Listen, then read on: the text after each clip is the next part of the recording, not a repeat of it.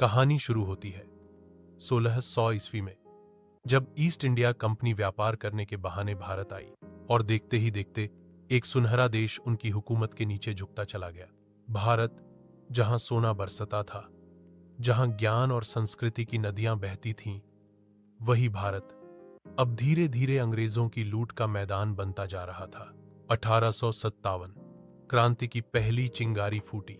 मंगल पांडे ने आवाज उठाई, झांसी की रानी लक्ष्मीबाई ने तलवार उठाई, नाना साहब, तात्या टोपे, बेगम हजरत महल, सबने मिलकर लड़ा, लेकिन अंग्रेजों ने क्रूरता से सबको कुचल दिया।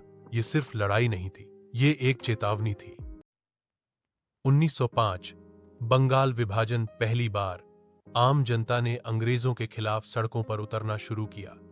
स्वदेशी आंदोलन, विदेशी कपड़े जलाए गए। फिर आए बाल गंगाधर तिलक, स्वराज मेरा जन्म सिद्ध अधिकार है और मैं इसे लेकर रहूंगा। 1919 जलियांवाला बाग नरसंहार, जनरल डायर ने निर्दोष लोगों पर गोलियां बरसाईं। मासूम बच्चे, महिलाएं, लाशें ही लाशें, पूरा देश दहल गया। मोहनदास करमचंद गांधी, जो डरते नहीं थे, मारते नहीं थे, लेकिन अंग्रेजों को हिलाकर रख दिया। 1920 असहयोग आंदोलन, अंग्रेजी स्कूल, अदालतें, नौकरी, सबका बहिष्कार। 1930 दांडी यात्रा, 240 मील पैदल चलकर नमक कानून तोड़ा। पूरी दुनिया ने देखा कि भारत अब चुप नहीं बैठेगा, लेकिन हर कोई गांधी जी के शांतिपूर्ण तरीके से सहमत नहीं था। और तब आए नेताजी सुभाष चंद्र बोस। तुम मुझे खून दो, मैं तुम्हें आजादी दूंगा। आजाद हिंद फौज बनी। जापान और जर्मनी की मदद से उन्होंने अंग्रेजों से मोर्चा लिया। उन्होंने ब्रिटिश सेना के भीतर डर पैदा कर दिया। हालांकि नेताजी रहस्यमयी तरीके से लापता हो गए, लेकिन उनकी ज्वाला हर युवा में जल गई। 1942 भारत छोड़ो आंदोलन, गांधी जी ने कहा, अंग्रेजों भारत छोड़ो। हजारों गिरफ्तार हुए, फिर भी लोग रुके नहीं। 1945 वी खत्म हुआ, अंग्रेज थक चुके थे, उनकी सेना बगावत के मूड में थी। 1946 नौसेना विद्रोह, ये आखिरी चेतावनी थी।